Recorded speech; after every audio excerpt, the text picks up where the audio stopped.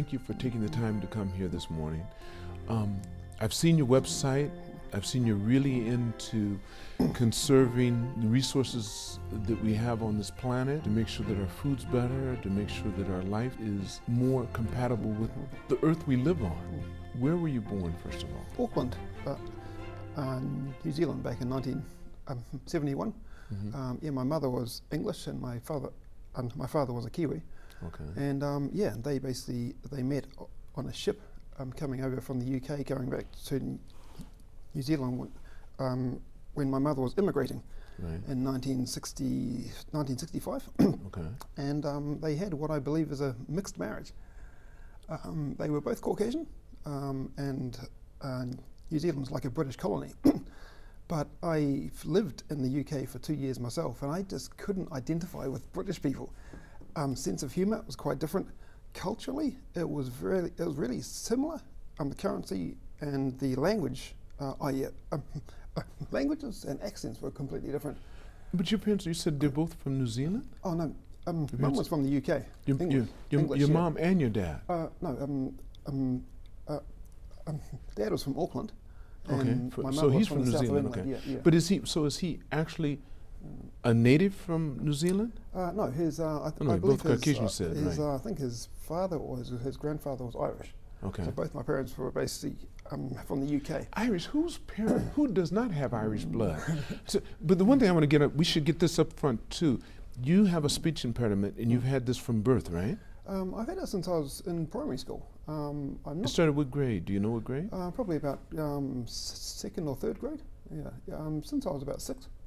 Did you ever find out why it started? No, I've got a couple of theories about it though, but Okay. basically the core of it is I'm a left-handed male. Okay. And left-handed males are about 4 times more likely to have a speech impediment than females. It's just the way that the brain's wired. The right-hand side of the brain controls the left-hand side of the body, and I think vice versa. And for left-handed people, it goes like that. The left-hand side of the body, I think, controls the left-hand side of the brain. Sorry, Right. I think controls the left-hand side of the body. And for right-handed people, there's a cross. With left-handed people, it goes straight down. Straight down. And that apparently causes some neurological issues, I think. But I thought they were mostly considered more creative. And also, no, really. And Obama was left-handed, Okay. or not was, is Yeah, left-handed. okay. So it could be the reason why he tended to take his time when he spoke. But I've seen most left-handed people I've known have been very creative. Don't you think? And you haven't seen that part. I think that case could be argued. Okay. But personally, yeah, I've found that that because I've had a speech impediment, my verbal expression's has been suppressed. But the way that I express myself has come out in completely different ways. For example, I was heavily into dancing many years ago, and I'm a professional writer. I've been a professional writer now for 20 years. So instead of expressing myself well verbally, I'm doing it through the written word. It's like this door is partially blocked, so the pressure comes out in a different way, or the talent comes out. The expression comes out in a different way. Right. Yeah, it's kind of like how if someone's physically disabled, they might not have the use of their legs, and if they're in a wheelchair, they'll be really strong. They'll have really strong biceps. That's kind of the way how the body it adjusts. When one part's weak, other parts become strong. I think it's good. So as a little kid, when you were growing up, but first of all, you were born in Auckland. You told me about your mom and dad. Basically, it was a mixed marriage, but only because your father's Irish and your mother is from England. Dad was a Kiwi, Yeah, Kiwi. He was a Kiwi, yeah. But did he relate to his Irish side? No. A lot? Not at all. So he just saw himself as a Kiwi. Yes, yeah. Okay. Did you grow up? You grew up in Auckland? Yes, for 26 years. Then my father came down with cancer, and then my mother died of cancer the following year. This was like 1998 and 1999. So I lost both my parents within 11 months. That was life-changing. How old were you at that time? I was, I think I was 28, I think. I think I was about 28, yeah. And you have an older brother? Yes. 2.5 years older than Yes, yeah. And so that basically freed me up. I wasn't so New Zealand focused, so to speak. But were you there? You were still in New Zealand at that time. Oh, yeah. In the Well, I was actually living in Brighton, in the popular town on the south coast of England, where my mother was born. When did you move there? Oh, I moved there in 1997. So how old were you then? I think I was 26 or 27, I think. Yeah, I think it was about that time, yeah. And I moved to the UK. And many young Kiwis, they do what's called the OE, Overseas Experience. And for white Kiwis like me, Pakia, we're called, the UK is normally the first stop, basically straight to London, and then take off and use London as a vantage point to tour, typically Western Europe. Okay. And either find a job or head back via India or Asia, wherever. So you see, you've done it, but everyone tends to go back to New Zealand. I think most Kiwis do go back to New Zealand for, it's just a wonderful place to live. That's what I've heard. It's a wonderful place to live. That's what I've heard. But I've been here for 20 years. I haven't gone back yet. So what was it like for you growing up as a kid? I mean, were you more academic or were you more physical? I was completely average. I wasn't special in anything. Okay. Just completely. I went to university. My dad was sort of really keen to push my brother and I to go to varsity because his parents didn't have the money to send him. So my brother and I went to Auckland University and both got science degrees in mathematics. Both got the same degrees? Science degrees, yeah. What did your father do? He was he started off his career as a boat builder. Basically back in the days in the early 1950s when boats used to be built from wood, clinker, basically where planks would be curved to fit the shape of a hull. Right. And my dad used to basically build wooden boats for the New Zealand dockyard, which supports the Navy. How big are the boats? Do you not remember how big these were? These were boats for fairly large boats, maybe 40, 50 feet long. So he had a team, a group, a tour. He was part of the boat building team. Okay, that's what I say. Yes. Yeah. Wow. That was back in the day. Did you ever go down there with him to see him build them? No. I used to go down to where he was working Devonport Dockyard. Mm-hmm. And I've got some very old memories of his office, and going around some of the sheds where he used to work, like prior to when I was born. But then the Devonport Dockyard where he was working sent him to the UK to recruit men from Plymouth Dockyard in the south of England to move with their families back to Auckland to work for Devonport Dockyard. Okay. So my dad started going to the UK. In the 1960s, he was sent to the UK, I think, twice on 2-year contracts, both times, I think. Okay. And then my mother, not my mother then, but she was in her mid-20s and she decided to leave England and immigrate to New Zealand. And she got on a cruise ship from Southampton at the south of England, on the same ship that my dad was going back home on. Okay. In 1965, they met in a cabin party on day 2 out of Southampton. Is that right? Hit it off, and the rest is history. And they stayed together the whole time? They had a shipboard romance going around Cape Horn. They stopped at Cape Horn, they stopped at Sydney, I believe, and then the last stop was Wellington. And they got off, and that was it. My mother stayed. Wow. Like when you were growing up, how many times did you hear that story about your mother and father meeting? Yeah, quite often. Yeah. And it was really good because that helped me in my marriage with my wife, who's Japanese. She's basically like Tokyo born. That really helped because I've known my whole life that my mother is from the opposite side of the planet, like the far side. Couldn't get much any further, further from Auckland to the UK. And yeah, I've known that's been a really deep part of my awareness for my whole life, that my mother was not from the country I was born. She was from the far side of the planet. And when I met my wife, who's like Japanese, she's only from halfway around the world. So it's been mentally it's been easier, I think, for me to form a marriage partnership with my wife, who's only from Japan, halfway around the world from New Zealand, than it probably was for my father, who married someone from the other side That's of true. the planet. I can imagine. Yeah, so it's like, this sort of really makes me think that what our parents do and what they don't do is absolutely critical to how children think and grow up and what they believe. Oh. Just knowing, just being aware of what our parents did and what they didn't do. And the older I get, the more I realise that I'm becoming more like my parents.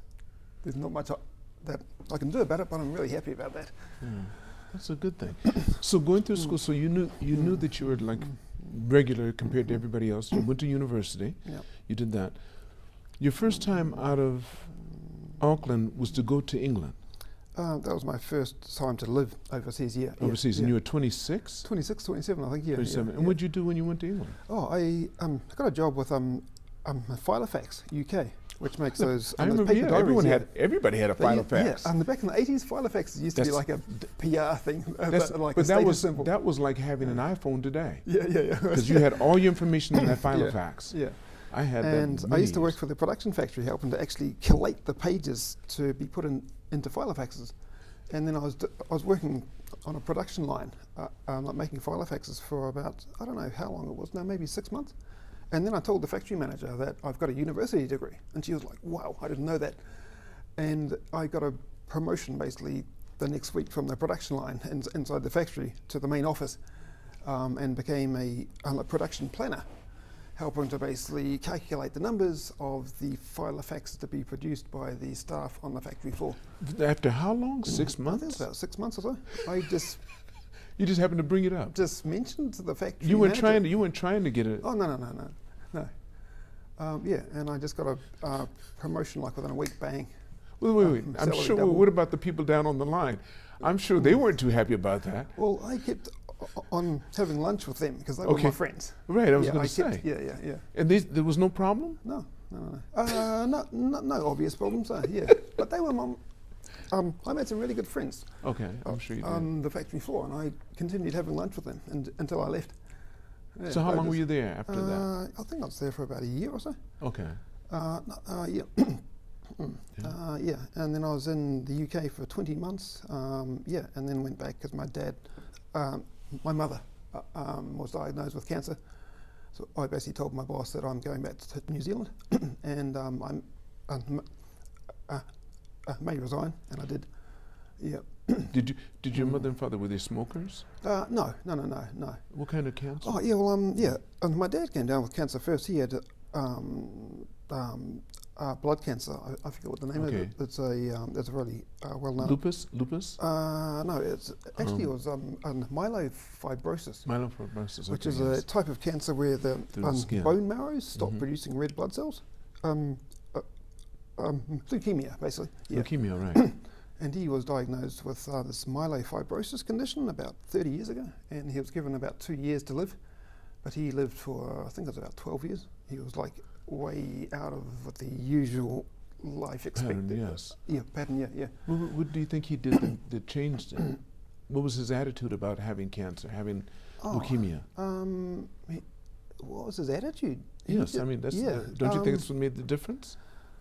I think it was mainly his hope. I don't think he wasn't religious at all. He just kept going, and I think he was just lucky. But yeah, so my father finally died in March 1998, and then my mother came down with cancer. We heard about that about 8 months later, and yeah, I was in the UK, and my brother called me and said, "Yeah, Mum's got cancer," and I think from what I've been reading that essentially was caused by a broken heart, which may sound a bit kind of strange, but I think what happens is when a couple's been married for a long time, when one of them dies, it can cause such grief that it physically affects the immune system. I agree 100%. And I think that's what happened with my mum, because she had no major health problems for her entire life. Nothing. No major problems at all. And she died 6 months after? She died 11 months after my dad died. Yeah, that was pretty tough. Right. But there was character building, just putting it mildly. Okay. Were you there with her the whole time? I was holding Mum's hand when she died, but I was didn't get back home in time when for my dad's passing. Yeah, I just couldn't get a flight back. Was your brother there? Yes, he was. Okay, so each parent has always had someone. Yeah. Was your brother there when your mother passed? Yes. He was there too? Yeah. Wow. Yeah. That's beautiful. I mean, I was just telling someone the other day that it's not so much the destination, it's the journey, because the destination is the same for all of us. It's called death. Yes. But the journey is something that we decide to make up. So enjoy the journey. And there's no guarantee as to how much time you're going to have here, even if a doctor tells you. My father was told he had 3 years, lived for 15. Okay. So I don't think anyone can tell you. Yeah. So. What you just mentioned about enjoying the journey, that's exactly what my dad said just before I left for the UK. Enjoy the journey. And it took me about 20 years until I finally figured out exactly what he meant. And I think what he meant was basically, don't just think about the destination where you plan to get to. Enjoy the journey.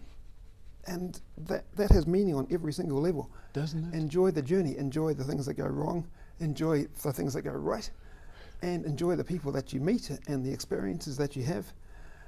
Get a kick from the pathway from A to where you want to go. Don't just think about where you want to go. That's why your father didn't hear the doctor, didn't even believe in it. He said, fine, that's what you want to assume. But I'm going to enjoy this journey. I have to go there anyway. So he wasn't ready to leave in 2 years, regardless of what it should have been. Neither was my father. That's what I was asking you. What kind of attitude did he have? So he had a journey attitude. Yeah. That was he the was sort of attitude he really had. well travelled. Was he? Both my parents were they're really well travelled. And my father said to my brother and I that before you get married, make sure that you travel the world, because when you get married, you probably won't have time. Did you both do that? I've been to 36 countries so far. Run them off real quick. Run off the most interesting ones real quick. I'm sure they all were, but still. I've been to Austria, where I went to toured a Nazi concentration camp. Been to Corfu, the little island in Greece. France, I've toured the Beaujolais region, where the Beaujolais wine that's really popular here comes from.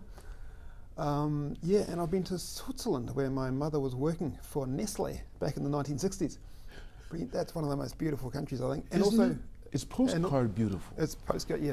And also Norway. I've got a pen friend there who introduced my wife to me back in 1995, and I went to Norway to stay with her for a month back in 1997 from England. Is she Norwegian? Yes, Okay. yeah.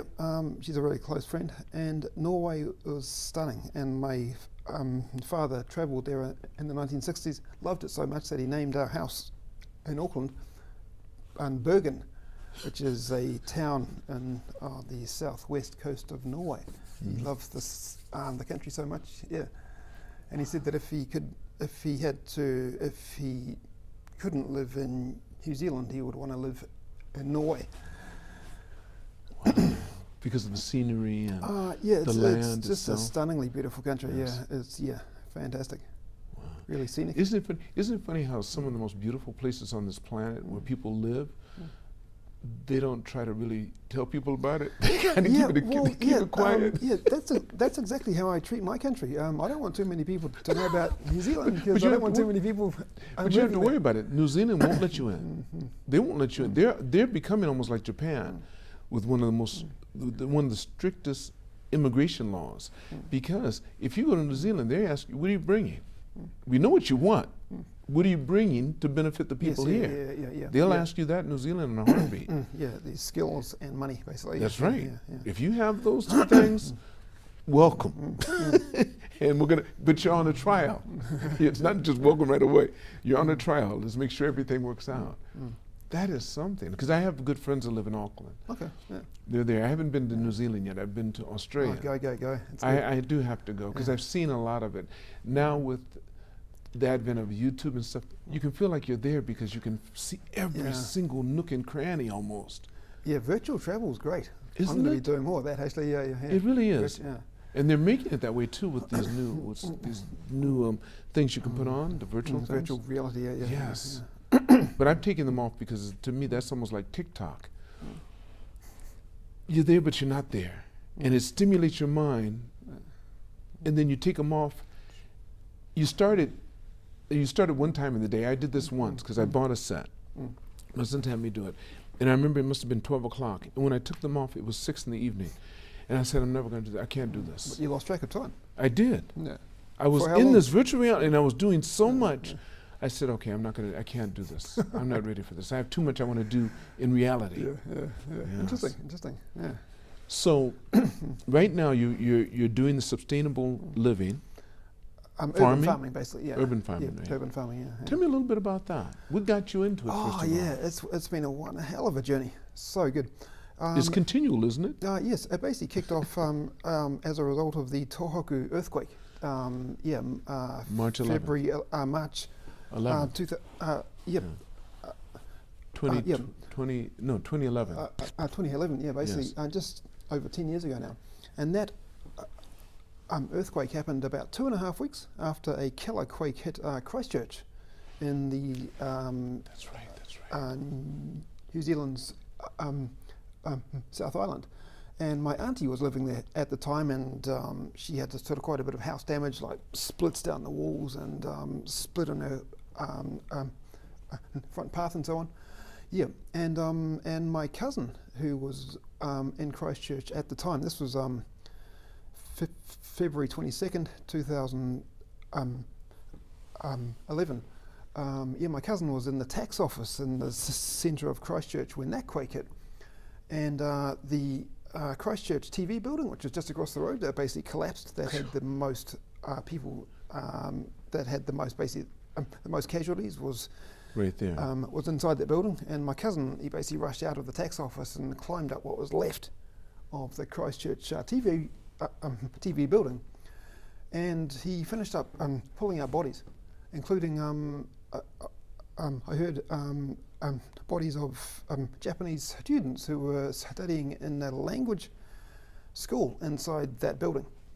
And my cousin's never been here. I don't think he's been outside the country, but that was a very strong connection.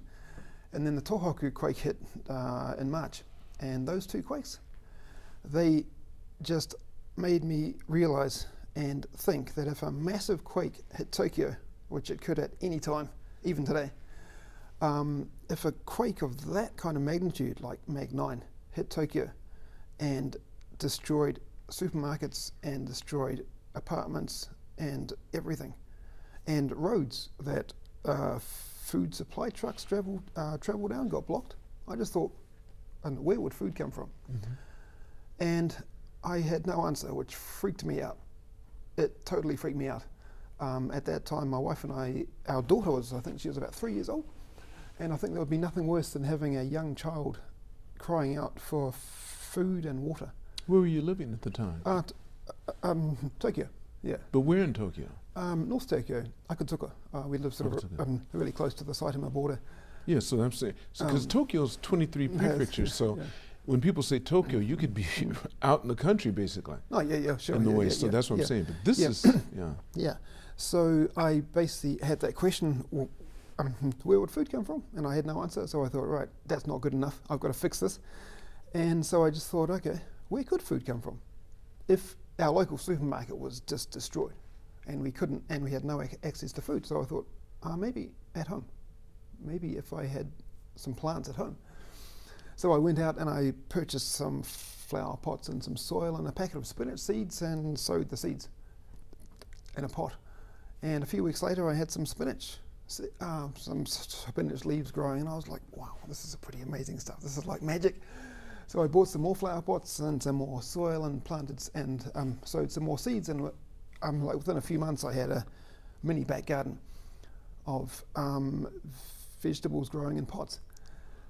This was back in 2012. In the spring. By Yeah, 2012, yes. And then my wife said, oh, you should rent a plot in a local community garden. And we're lucky our town's got about 45-ish community gardens, so I rented a plot, 5,000 yen for a plot that's 3 metres wide by about 5 metres long, so it's slightly wider than one standard car parking space. 5,000 yen to rent that for 10 months. This and back in 5,000 yen for 10 months? 10 months, yep, from the middle of March until the end of January the following year. And in my first year of growing food, and considering I'd never grown anything prior to 2012, I had no experience at all. I just bought a whole lot of seeds and sowed them. Bought some tomato seedlings and some cucumber seedlings, and by the time that summer rolled around, about June, July, I was swimming in tomatoes and lettuces and herbs and cucumbers. And in my first year, I grew about 1,600 tomatoes off 8 plants, and about 600 or so cucumbers off 8 plants. And I was handing them out to my neighbours and taking tomatoes to my workmates, and my wife was taking tomatoes to her workmates. And I became a food producer in the first year, which blew me away, because I mean, like Tokyo, with most people, it's just concrete everywhere. There's no farms anymore, and I was amazed to have become a food producer in a place like Tokyo. So you mean you're actually receiving an income from doing this? I was giving away food. Giving away food, yeah. okay. Part of the community garden rules is that you can't actually sell okay, food, you can't sell, but okay. I think quite a few people do. I'm sure they do. Yeah, and so that was a really big inspiration. And then one day my daughter came to the garden with me, and I gave her like a packet of seeds, and I showed her. How old was she? She was about 4. And I showed her how to sow some seeds, and she just dug a little hole in the soil and sprinkled the seeds and then covered them with soil. And she picked it up, bang, just like that. And I thought, I just taught someone how to grow food. And prior to that, I've had 0 teaching experience in my whole life. I've never taught English like many people do, never taught anything.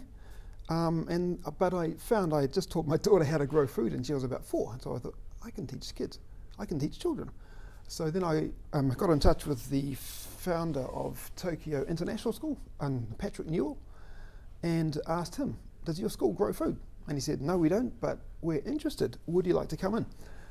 So I went in and I met the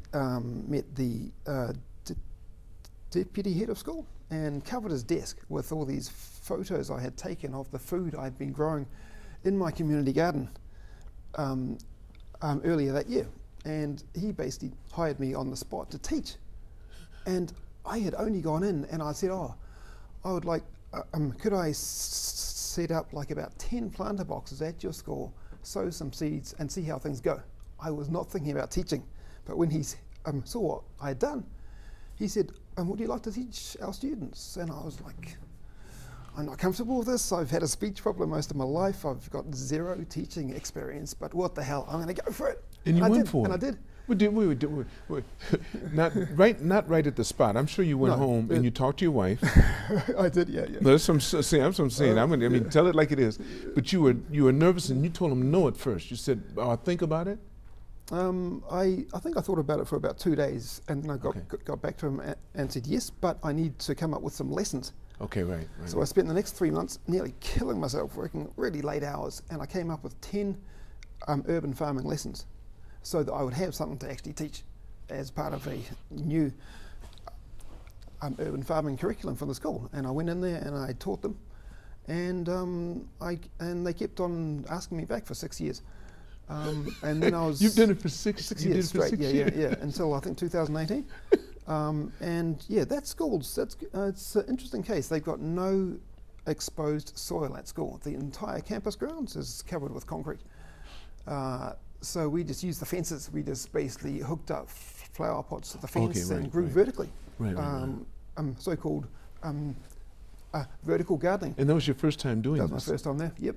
And then I got into other schools. I was just teaching at one school every season for about 8 years until 2019, I think it was. And then were you doing this alone, or did you have assistants? Just by myself.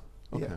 And prior to when I started teaching at Tokyo International, Tokyo International School, urban farming was not a subject at all at that kind of school. Yeah, so I've introduced it now to 15 different international schools around Tokyo. Tell me, who are they? Sacred Heart, Tokyo International School, Seisen International School, Phoenix House, Nishimachi International School, and the British School. I just ran a really intense 1 week project at the British School last month where my partner and I, we taught. Oh, now you have a partner. We taught over 1,000 students in 5 days. Okay, so you had to get someone out. So you have a partner I couldn't do it by myself anymore. Yeah. So when did you bring on the partner? How many years were you into it? Richard Mayers, he's from New York, Okay. and I got him on board in March last year. So you did the first 6 years just alone? I've done the first 8 years by myself. First years by yourself. 8 years, yeah. So you said, okay, look, time to spread this around a little bit. Oh yeah, well I'm only one person with 24 hours in a day, and there's just too much demand now. It's good. It's really It's taking becoming a main subject in the schools. That's nice. Well, yeah, there's now 3 schools that have now integrated my urban farming training into their curriculums. 3, and that's going to keep on going up. Which I'm sure. which schools are those? It's Seisen, Tokyo International School, Right. and Phoenix House. In Phoenix Yeah, House, okay. which just opened last year. Yeah, and what they've done, I think, is they've incorporated urban farming teaching into their science curriculum, because plant biology is part of science. That's right. That's right. So, that's oh right. yeah, Alba, Japan too. Alba, Japan, Alba, which is Japan, sort of yes. very close to where I Okay, live. too. I've been teaching there now for 4 years, and their gardens keep on getting bigger each year. And yeah, that's been good. I've been getting their kids to basically grow food, not just for themselves, but also to donate a lot of their food to Second Harvest Japan Food Bank.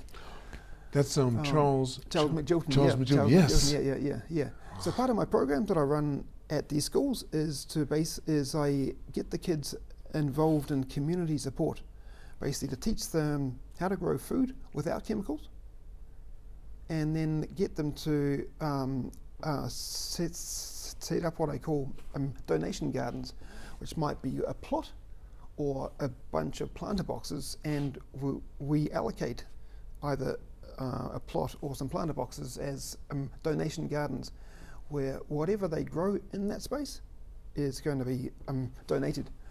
And that gets them to think, right, we're not just growing food for ourselves, we're actually doing it partly to support the community, because the food that we're growing in our donation gardens will be donated to Second Harvest Japan Food Bank, which gives it away to homeless people, gives it away to single mums and refugees. And that's what's happening. It's wonderful. We get instant impact, because the donated food gets used on the same day. That's beautiful. Yeah.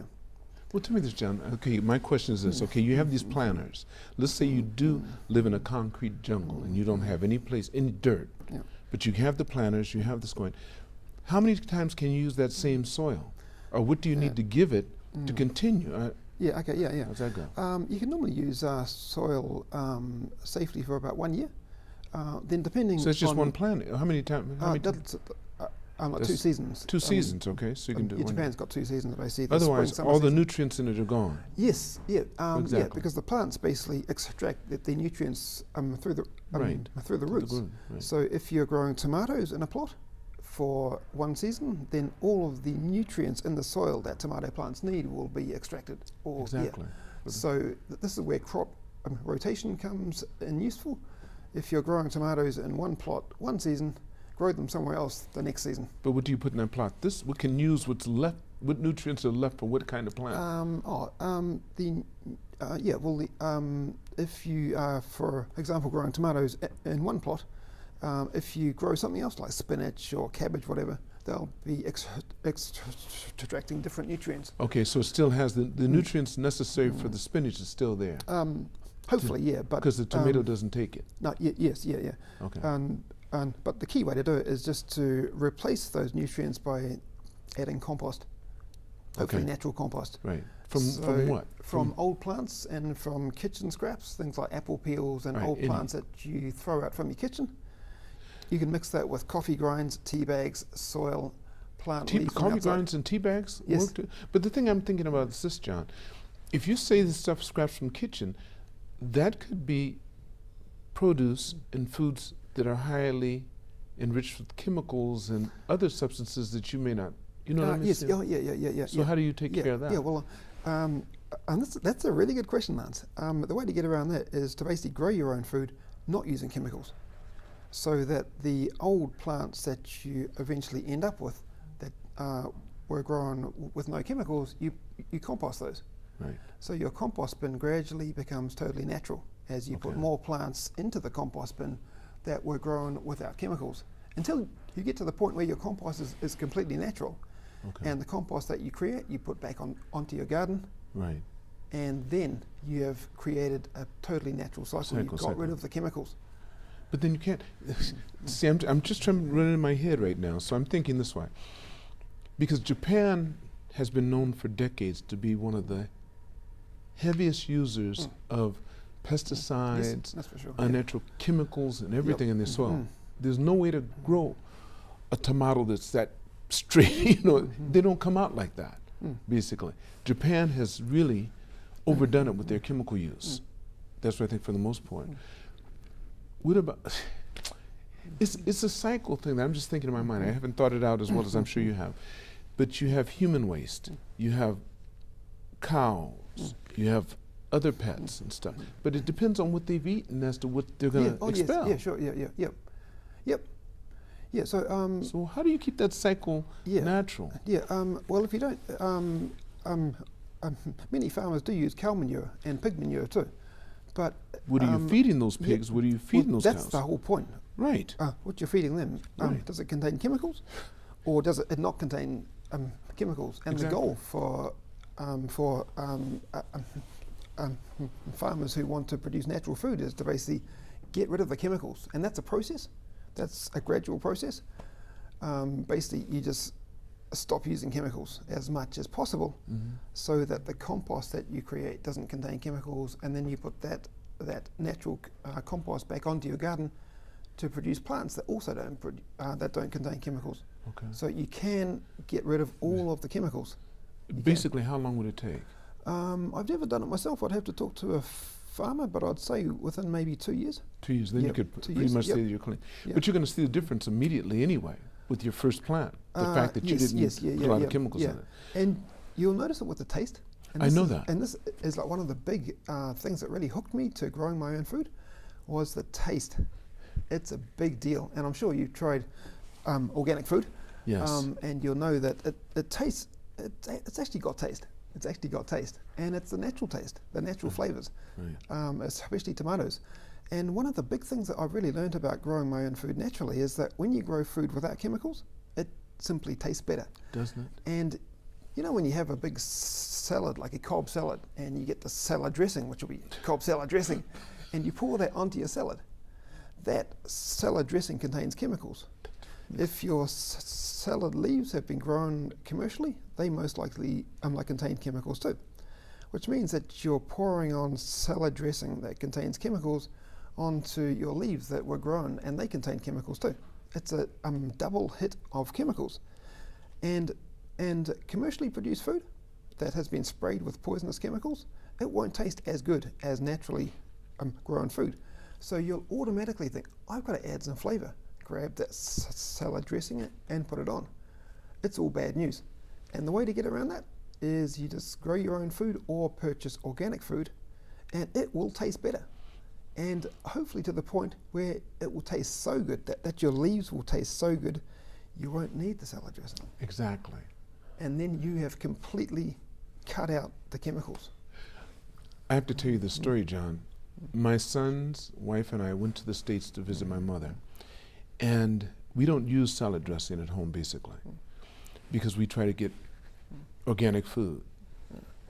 And we started to eat the salad that she gave us. And she, of course, put this salad dressing on top of it. And we were eating it. And she said, what about the dressing? So we don't use dressing. Their produce tastes like cardboard. And then you put all this sugar dressing on it to make it taste like something. It was difficult for us to eat. It was really hard to eat. We didn't put the sugar and stuff on there. We just took this cardboard like lettuce and celery. It was just horrible. A friend of mine, another story, a friend of mine just sent me 15 kilos of rice grown without any chemicals. My wife can never eat regular rice again because this is so beautifully, so tasty. Yeah. Oh, That's the thing. it is delicious. That's the thing, and it sort of leads on to a much bigger issue, which is organic food. And the more that I thought about this, the more that I realised that organic food, it's what our grandparents ate, but they didn't call it organic. It didn't have a label. They didn't have a label. just Didn't called it need to. food. This They was just called it food. They That just was called it really food. And organic, this so-called organic food, it's how humans have been growing food since the dawn of time, until about the mid-1950s, when commercially produced fertilizer went mainstream. And that fertilizer came out of factories and it contained chemicals. That's when cancer rates started to spike. The mid-1950s. That's when everything started going wrong with the food system. And the point is that now we have this term organic. And our grandparents and every generation before them never had that term. No they just used to call it food. what? And the point here is, Lance, that the whole definition of the word food has been completely flipped. It's been completely flipped. The natural food now has a label, and the commercially produced food that It's is considered filled food. with chemicals is now just simply called food. And what we need to do is to just think, right, the stuff that we now call food has been sprayed with chemicals. It's toxic. It is actually toxic. It causes cancer. It causes food-based toxins can cause a whole host of Allergies, all that allergies. stuff. You name it. Everything, Yeah. And what we need to realize is that organic doesn't need a label. It's real. It's the real deal. That's what they're basically trying to test. Because some of you have to be careful because they can say that and it may not be the truth. Yeah. But you're right, John. I think we should now start thinking organic means food.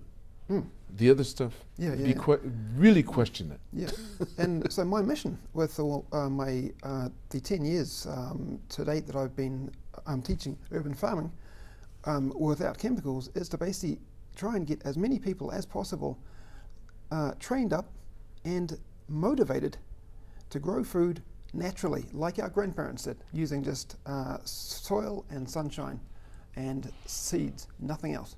No sprays, no chemicals. So I'm basically trying to get people to produce food the old way. So it's like taking food production backwards in order to move forward sustainably. Because we need to cut down the chemicals big time. We really do. They're permeating everywhere. And the simple act of sowing seeds without using chemicals and growing food without using chemicals, that is probably the easiest, simplest thing that we can do to make the biggest difference to the planet. And to ourselves. And to ourselves, our health, Yes. self-sufficiency, disaster preparedness, because having your own garden is a survival strategy, having a local supply of food, that's part of a survival strategy. The simple act of sowing seeds is one of the most impacting things we can do for You our made health. me start, John, you got me to start thinking about that too, because I haven't grown anything since I was a little kid. And that was just in the science class. We took the cotton and you put a seed on top of it. You remember that? You put the seed on top of it and watch what it does. In my apartment, because I'm assuming a lot of people are going to be very similar to me, living really in Tokyo, the center of it, and you're not going to come by land, period. Taking the little balconies we have and go vertical and put 3 or 4 pots there and doing that, because everything else is available. You can get the compost, you can get the other things. But wouldn't you have to know what where the compost comes from too? You can buy... Can you buy it? Where would you be able to buy compost? At a flower organic shop? soil. You can buy organic soil from different home centres around Tokyo. Yeah, that's all you really need. And you can like buy Viva Homes organic or seed. something like that. Viva Homes, they sell like 25-litre bags of organic soil for about the same size as a Starbucks Grande Really? coffee. Okay. Yeah. See, But it's about you got me ready to 600 start yen doing more. something like this. Yeah. Gardening's it's a really cheap hobby. Really, it's super cheap. And one easy to do too. Yeah, It's not time consuming. No. No, it isn't. Yeah. I've grown leaves that have gone from seed to plate in 12 days. What? Wait. 12 days. Without giving them steroids? Wait. No. How do you do this? Wait, you said from seed to plate in 12 days. Yeah. These were basically So less than 2 weeks. Yeah. These were baby leaves that I grew on the rooftop of Tokyo International School. Yeah. They had a rooftop garden. That's the first place that I started teaching there. And I got the grade 6 kids to sow some seeds up there. This was like back in October 2012, I think it was. And a couple of weeks later, I went back up to the rooftop and found that a whole line of my new baby leaves they just weren't there. So I went down to the office and asked them, "Oh, do you know what's happened to some of the leaves up on the rooftop garden? They're just not there now." And they said, "Oh, yeah, we had them for lunch. They were really tasty."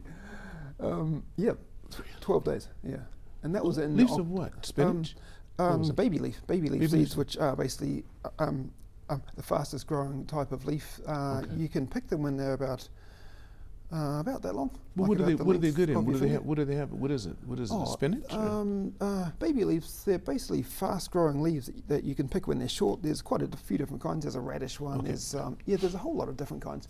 And what are they good for? What are they good for in your body? I mean, what do they give you? You'd have to do a bit of research about that. But Okay. the fact that they're young and short means that they'll contain many nutrients as opposed to older, larger leaves. Yes. Yep.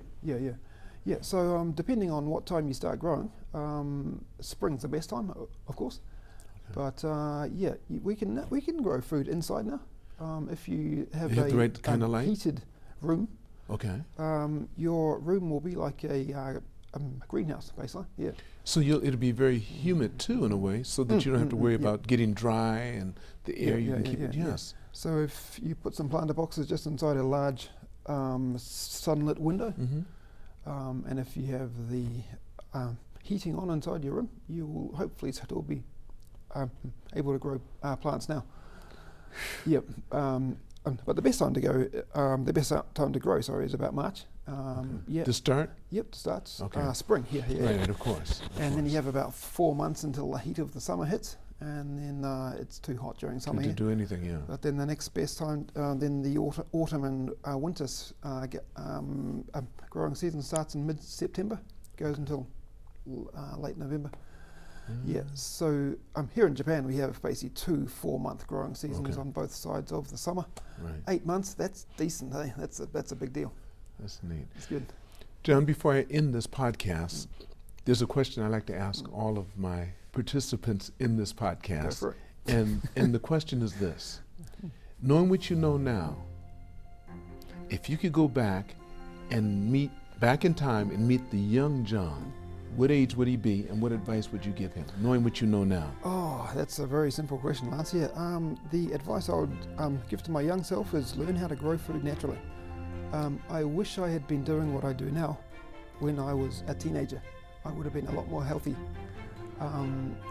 Just learn how to grow food. It's because essentially we all need food, no exception. Everyone needs food, and the healthier that food is, the better for us and for the planet too.